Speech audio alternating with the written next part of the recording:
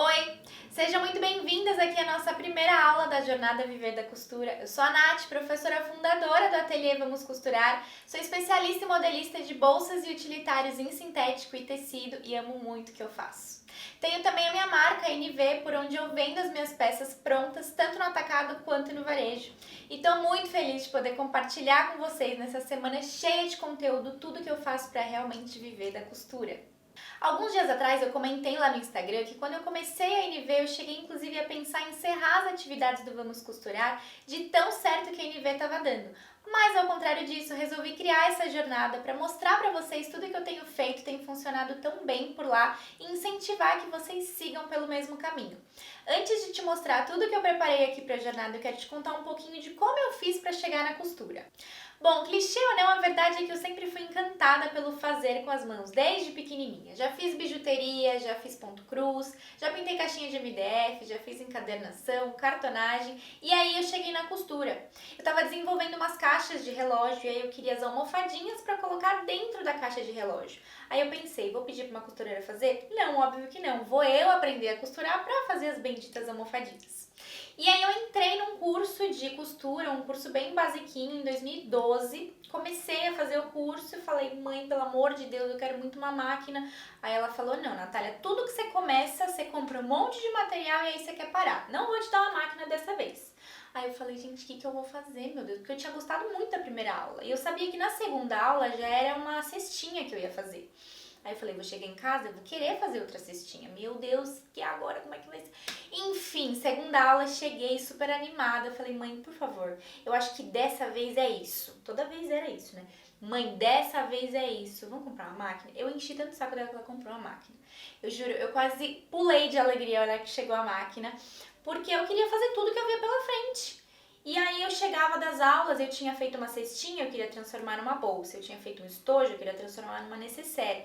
Então desde o comecinho eu já tinha essa coisa de querer desenvolver os moldes, de querer mudar os moldes. E aí eu comecei a vender algumas peças. O problema é que trabalhar com encomenda pra mim incomodava, porque eu gostava de criar coisas novas. E aí ficar presa àquela coisa do que o cliente manda você fazer, do que o cliente escolhe, não me alegrava muito. Eu sentia que reproduzir exatamente o que o cliente estava me pedindo e limitava um pouco minha criatividade. Me impedia de participar do processo que eu realmente gostava, que era da criação da peça. E aí nesse momento você deve estar pensando que eu já tinha decidido que eu ia levar a costura como profissão, como fonte de renda. Só que não, porque nesse mesmo momento eu estava me formando em administração de empresas. E aí lá na faculdade eu participei de uma feira de profissões e eu botei na cabeça que eu queria, porque eu queria entrar numa empresa de auditoria. Foram 8 meses até entrar na empresa de auditoria, porque o processo era longo, processo seletivo, e aí entrei na empresa. 1 ano e meio depois trabalhando lá, desde o primeiro dia que eu botei os pés lá, eu odiava tudo que eu fazia, é até feio falar isso, mas é a realidade. E aí depois de 1 ano e meio, eu acho que por conta da sobrecarga e da minha infelicidade lá dentro, eu tive 2 apagões, ditos pelos médicos como crise de estresse. Depois disso, minha mãe sugeriu que eu voltasse a costurar para dar uma arejada na cabeça. Então tirei a máquina do armário depois de 2 anos sem nem mexer nela e desenvolvi uma bolsinha daquelas que a gente coloca o celular e o dinheiro para ir almoçar. E aí eu fiz 10 bem coloridas, postei nas minhas redes sociais só para mostrar o que eu estava fazendo e aí eu vendi as 10 do dia pro outro para as meninas que trabalhavam comigo mesmo. E aí eu pensei que algo que podia ser só uma renda extra, talvez fosse a porta de saída de um lugar que não me fazia nem um pouco feliz. Resultado disso foi que em dezembro de 2014 eu pedi demissão e em fevereiro de 2015 eu estava dando minha primeira aula. Eu aluguei um espaço, comprei 6 máquinas, algumas mesas e cadeiras e resolvi que eu ia dar aula de costura. Porque além das pessoas gostarem das peças que eu fazia, as pessoas começaram a pedir para eu ensinar. Daí eu falei, aí tem um negócio. E aí quando eu tava com o espaço montado, eu tinha mais ou menos 5.000 seguidores no Instagram, que naquela época era Piccola Collezione, um nome super difícil, não façam isso. Eu troquei para Vamos Costurar e comecei a divulgar que eu tava dando aula de costura. E aí eu acho que tava tão em alta das pessoas quererem voltar a fazer coisas que elas faziam antigamente, fazer com as mãos, que em 6 meses a minha agenda tava cheia, de segunda a sexta, de manhã, tarde à noite, inclusive de sábado. A rotina pesada me fez perceber que aquele lugar que me atendeu tão bem durante 2 anos já não comportava mais as minhas ideias nem a minha vontade de alcançar cada vez mais pessoas. Foi aí que eu resolvi mudar para um sobradinho que tinha 3 salas, era ali pertinho, na mesma rua, e escalei uma aluna minha que mandava super bem, a Lúdia. Eu queria que ela assumisse as turmas de iniciante, porque eu já tinha criado um módulo avançado e eu queria ficar com ele. E aí a Lu veio, começou a trabalhar comigo, ela ficou realmente com as turmas de iniciante e eu fiquei com as turmas de avançado. Eu sempre usei o Instagram para mostrar para as pessoas o que as alunas estavam fazendo ali durante as aulas com a gente no ateliê. E aí vinha aquela cobrança das alunas de fora de São Paulo que queriam fazer aula comigo, mas eu ainda não dava aula online. Porque eu não me sentia confiável nos meus conhecimentos ali de gravação e edição. Eu até tinha uma câmera legal, que é inclusive essa que eu tô gravando aqui pra vocês, mas eu não confiava que eu ia entregar um material legal. E aí nesse período eu conheci o Vi, que vocês já conhecem, que é meu namorado, que junto com os meus pais não mede esforços para me ajudar em todas as minhas ideias. E aí ele falou assim, não, você tem uma máquina boa, se o que te impede é gravar e editar, vamos comigo que eu vou te levar num amigo que ele tem conhecimento de edição e de gravação. E aí a gente tem umas aulinhas ali com ele e depois eu gravo pra você e a gente começa a editar. E foi o que a gente fez. Em outubro de 2019 a gente gravou um curso todo com a ajuda desse amigo, o Vi gravando. E aí a gente colocou no ar a aula e foi super legal, porque as alunas gostaram muito e aí foi uma porta de entrada para esse mundo do online. Vou aproveitar para mostrar para vocês algumas mensagens que eu recebo dessas minhas alunas das aulas online.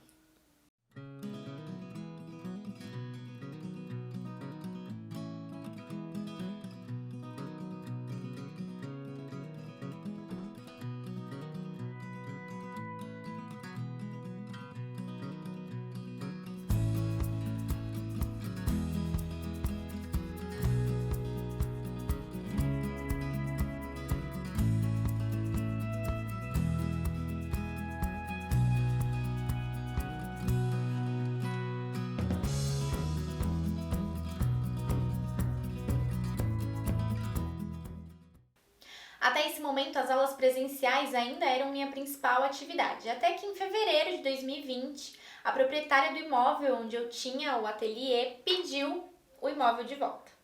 E aí foi um banho de água fria, porque eu estava com aula acontecendo naquele momento, eu tinha acabado de começar uma turma.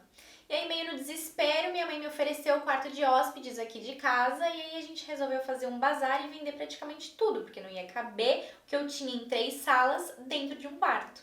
Aí a gente fez o bazar, vendeu máquina, mesa, cadeira, tecido, muita coisa.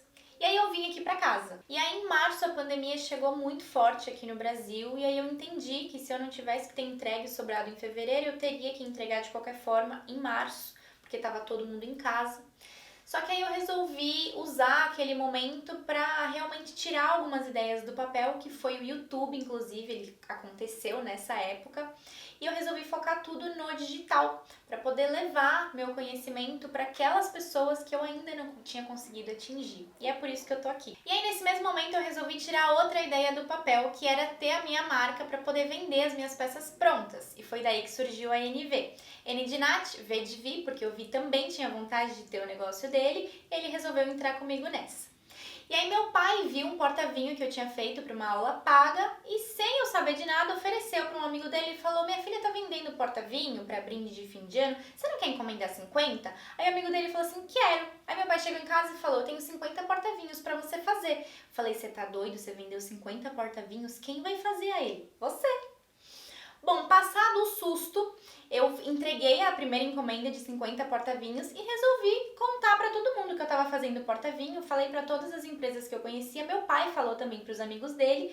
E o resultado disso foi que eu diminuí o valor do varejo de 90 para 70 do porta-vinho e a gente vendeu mais de 350 porta-vinhos, 200 chaveiros e foi nesse período que eu consegui faturar os 25 mil reais. É difícil? É difícil. É cansativo? É cansativo, mas muito recompensador. Tive a ajuda do Vi na parte dos cortes, da minha mãe e da minha prima na parte das colagens das peças e eu fiquei com a parte da costura. E foi nesse momento que eu pensei em deixar as atividades do Vamos Costurar. Vai me dizer que você não ia pensar o mesmo? Sei. Obviamente que eu desisti dessa história e eu tô aqui e quero te dizer que a sua história pode ser parecida ou diferente da minha, mas seja ela qual for, eu tô aqui para te ajudar. Quero te ajudar a empreender, a produzir, a otimizar o seu tempo, a trabalhar com o que você ama e, acima de tudo, acreditar em você e no seu potencial.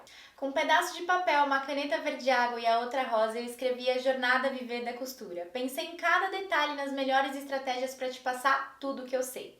A intenção é que você aprenda o que eu faço e fique 100 vezes melhor do que eu nisso. Porque é o que eu sempre falo para as minhas alunas: conhecimento parado não prospera, não gera frutos e a gente não veio nessa vida a passeio, não é mesmo?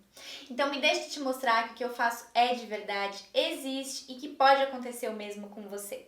A gente tá junta nesse desafio e agora eu vou te mostrar tudo o que vai acontecer aqui dentro da jornada. Durante essa jornada eu vou te mostrar o passo a passo de tudo o que você precisa fazer, desde a escolha e confecção das peças até a venda de fato para poder viver da costura. Eu sei que muita gente chega a duvidar, dizer que é impossível ou dizer que é bom demais para ser verdade quando eu falo dos resultados que eu tive com a NV. Muito por causa do momento que a gente está vivendo nessa pandemia, mas também por conta de não saber usar as estratégias corretas para vender as suas peças e achar que todo mundo faz igual. E o que a gente precisa entender é que para vender as nossas peças, a gente só precisa usar as estratégias certas. E a melhor delas é mostrar para o cliente que ele precisa do nosso produto, mesmo que ele não saiba disso. Mas como, Nath? Vou te dar alguns exemplos. No meio dessa pandemia, o que não deixou de acontecer? Bebês nascendo, pessoas casando e pessoas que trabalhavam na sede da empresa agora estão trabalhando de home office. E essa é uma tendência que vai aumentar cada vez mais, porque cada vez menos as empresas vão ter funcionários trabalhando na sede da empresa. As pessoas viram que funciona muito bem trabalhar de home office. Levando em conta essas informações, o que a gente pode pensar em vender para essas pessoas? Eu vou te dar alguns exemplos, mas eu quero que você faça o exercício de pegar um papel e uma caneta para anotar alguns exemplos que você pensar enquanto eu estou falando os meus, para a gente poder conversar na nossa live que vai acontecer amanhã. Então, para o nicho de bebê, o que a gente poderia vender? Qualquer coisa personalizada, porque mãe gosta de coisa personalizada, tanto para ela quanto para o bebê. Tá, Nath, mas se eu parar para fazer aquelas malas maternidade, aquelas coisas trabalhosas, eu não vou conseguir ganhar dinheiro, porque as pessoas não pagam o preço justo pelo trabalho que a gente tem para fazer aquelas peças. Exato.